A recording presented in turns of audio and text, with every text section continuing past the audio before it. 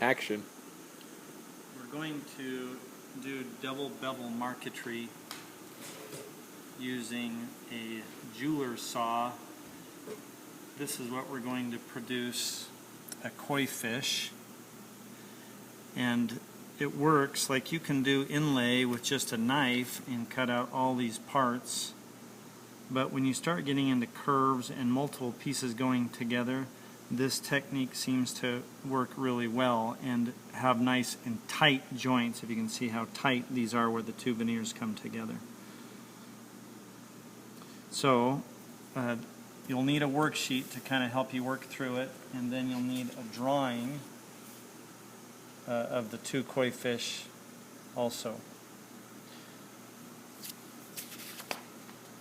We're using all of this stuff: scissors, tape, knife, the jeweler saw, a bird's mouth, and then some veneer pieces, cherry and maple. Okay, so first of all, let me talk about the saw here.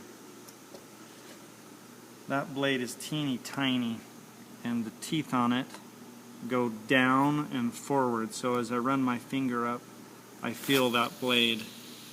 Right? Notice we're not worried about 5 for 5 because this blade doesn't cut much.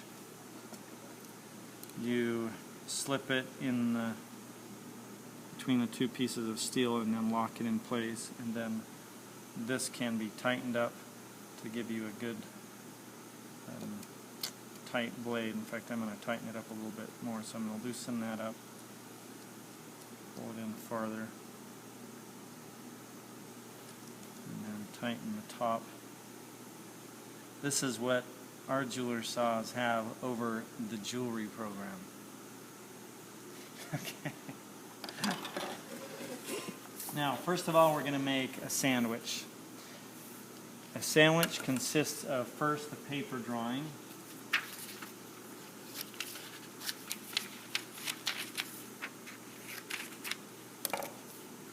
and then the top veneer, which is going to be cherry, and then a bottom veneer, which is going to be maple, and a second piece on the bottom that's called a backer. So there's 4 pieces that we're putting in this sandwich. Now the grain direction of these veneers is important for aesthetics and also for strength. I'm going to put the maple one, which is going to go on the body and the head, the grain going that way, and that's for the maple veneer. So it's going to go like this underneath. The piece of cherry is going to go at a slight angle like this. And it's going to go on the fin and on that fin. Okay, so we got our paper drawing first. The cherry comes next. That's the tail fin and those 2 fins. So I'm lining up the grain direction the way I want it. Then I put the maple next for the body here. Grain direction going that way. And then the backer goes opposite direction of the one above it. So it's going to go across like that. So it's opposite of that grain direction. That is my sandwich. Let's tape them together.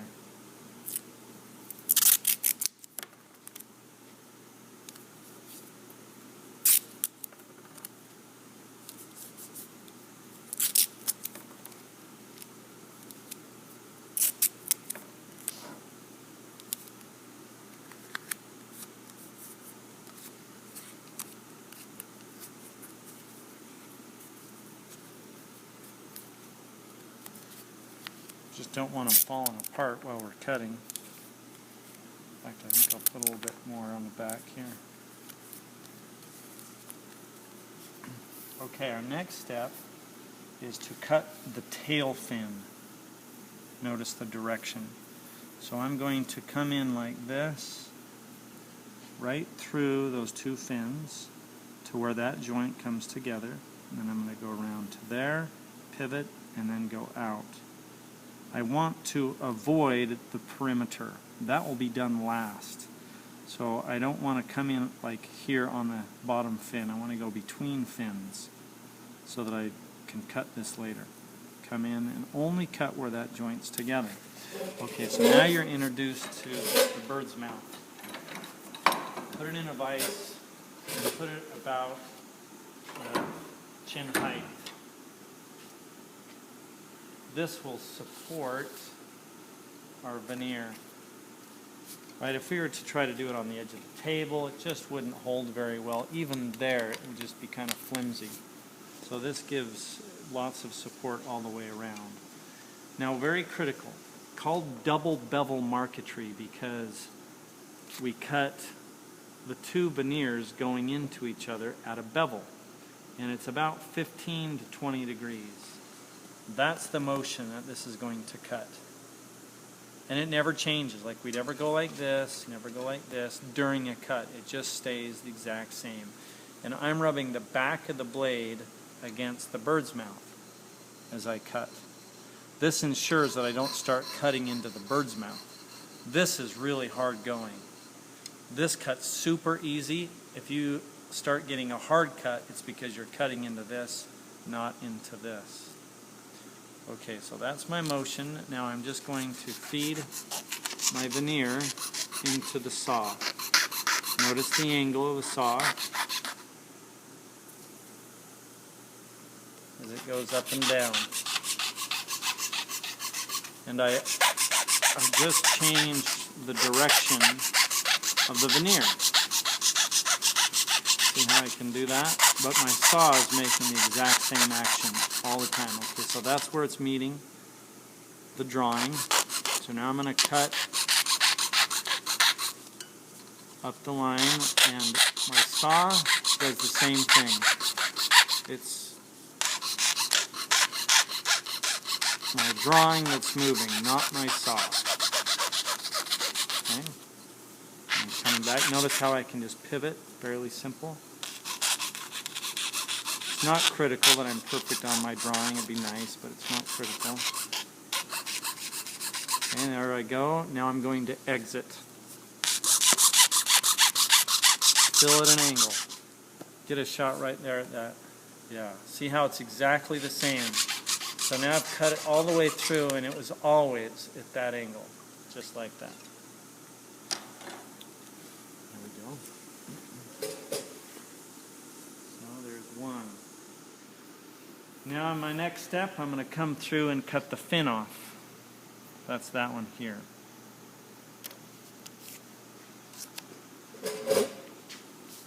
Same cut. I'm going in an angle.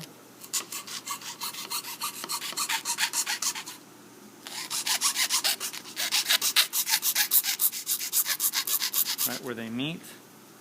Now I'm going to pivot. 15 to 20 degree angle. Okay, where they meet. Now I'm going to exit. Notice how I'm coming back against the bird's mouth so that I don't cut into the bird's mouth. There we go. So that's the fin. We'll set that over there with the other part of the drawing. Now we've got to go that fin. That's step 4. This one's the toughest one because it's so teeny, so I'm going to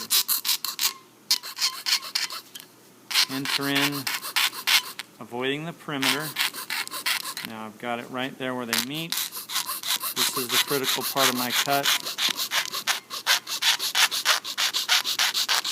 Okay, now I exit.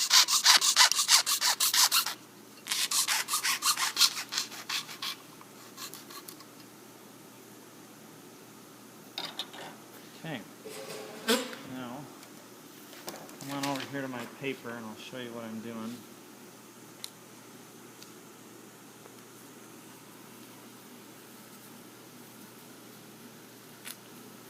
Okay, this is how it went together. So now I'm going to start taking apart my sandwich. On this top layer, I want to keep the veneer, the cherry, excuse me, the top cherry veneer. And if you forget which piece you're taking, take a look at the instructions here. So my top veneer, cherry, is the tail and the fins. So I want the cherry for the tail, and that's what I have here in my hands. This all becomes waste. That's all I want, is that piece right there. I also want the cherry from the fin. That's waste. And the cherry from this fin, that's all waste. This one, I want the first maple. So the back maple is the backer. It's waste. And then this is the maple piece that I want. The cherry one becomes waste. Okay. So let's start piecing these together. And if I've done a good job at my angle, that seam should be seamless. Look at that. This is so good. That's going to go right there. This one is going to go right in there. And if you remember, that's the seam that we wanted to create so nicely. And then this one is going to go right there. So now let's just tape them in place. Start with this one. Oh, my tape is so fat.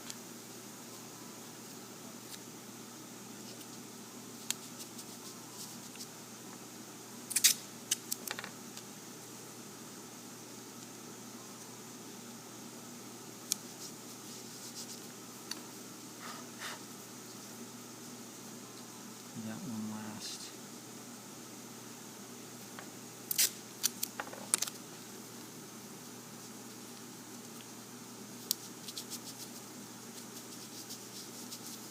Okay.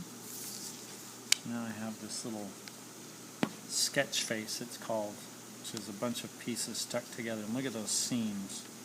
That is super hard to do with a knife, but we have just pulled it off with our double bevel marquetry. Okay, so that's step 5, is to get to there. Now we're moving on to step 6. We make a new sandwich. The new drawing is going to go right on top. We're going to tape it down with a piece of veneer on the bottom, going the opposite direction. We'll tape it around, and then we'll cut around the perimeter. So the trick here is to align the drawing now with this. There's different methods of doing this. I think the easiest for us right now is we need to cut a interior part. So I'm going to cut with scissors up this, and then we can lay it down on our drawing in the right spot. So I'm going to cut carefully up the tail fin.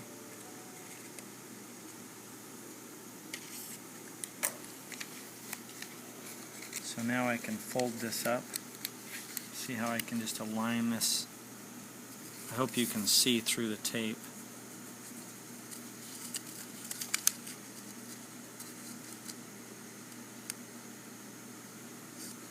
Right there. And I'm going to tape it in place.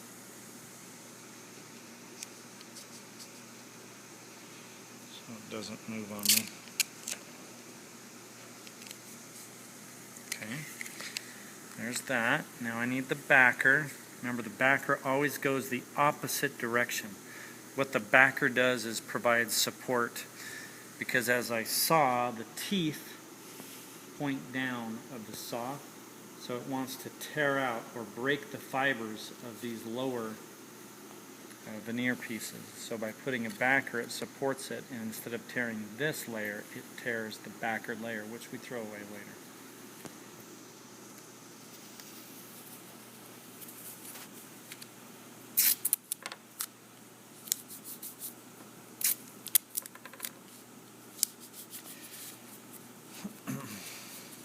Okay, you might be asking, why are we using a hand saw and not a power tool? Well, you can use a power tool. It's called a scroll saw, and when you get into big work with large drawings and big sketch faces, you'll want to use a power tool. But for now, let's use this so you get the hang of it. Okay, so now I'm not worried about cutting an angle. I'm just cutting this out, the whole fish out, and I'm going to go at 90 degrees because eventually this is going to get inlaid into another piece of wood, and so I want the edges to be 90 degrees. We'll put it on our wood and then we'll score around it with a knife just like we've done before. So now I am going with the perimeter. This is going to be my motion of the saw, so it's 90 degrees straight up and down, and I'm just going to be turning my work like so. Okay, I think I'm going to go in right at the head. Look how fast you can cut, how easy it is. It cuts so easy if you're holding the blade right in the bird's mouth. Remember, you're putting the back of the blade against the bird's mouth. If you start going like this, you'll start cutting into the bird's mouth, and it's incredibly difficult to cut. So nice straight up and down. Now we're coming on to that joint of the fin. And look how I can just pivot right on that blade. It's so teeny. It's awesome. This blade is so cool. Nice and easy as I work into there.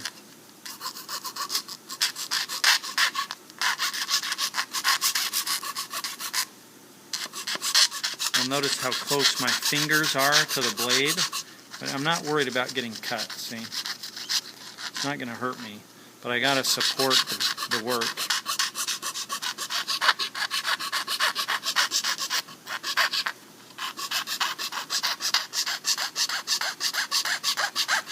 Constantly got a back pressure to keep that blade against the bird's mouth.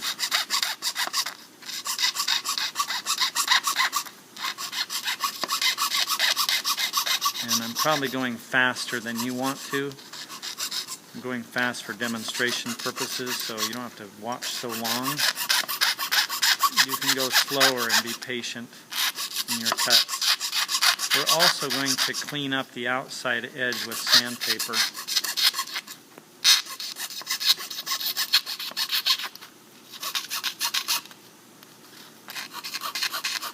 Delicate part of the tail, right where those two veneers come together.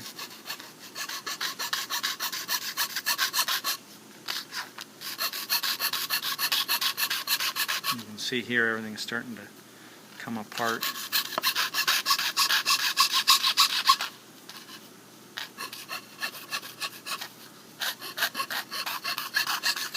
With a saw, I can be really detailed. When you're doing future inlay,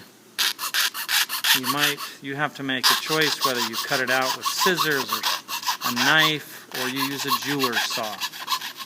And they all have their benefits depending on what type of inlay you're doing.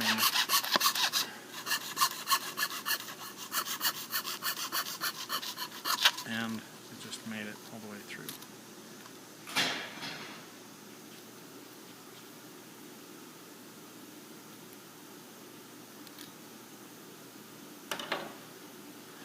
Look at that. That's some pretty fine cutting that you can do with that jeweler saw. Okay, let's go take a look.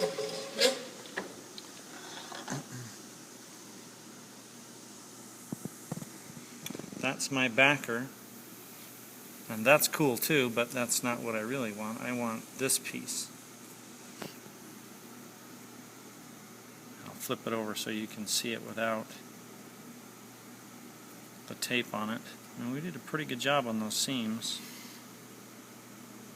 Right in there.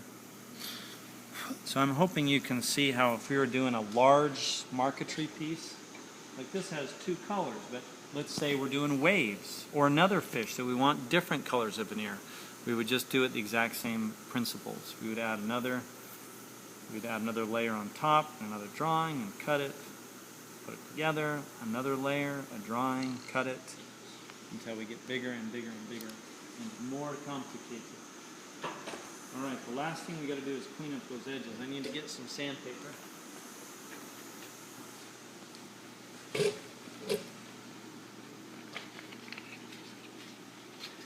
And use some fine sandpaper, like 220.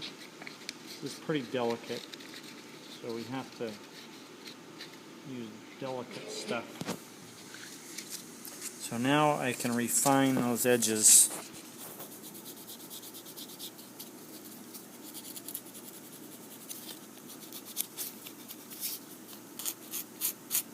Really careful not to tear the veneer.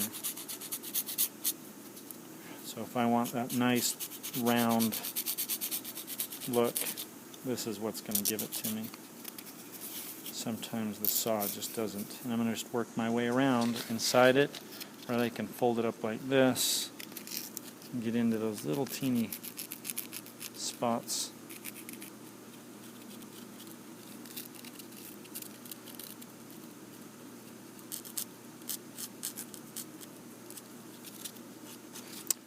And then I'm ready to inlay it into my wood. You know this trick. Half of it, score around it, then the other half, score around it, then you use the Dremel tool to excavate, and then we glue down and sand flush. That, my friends, is how you do double bevel.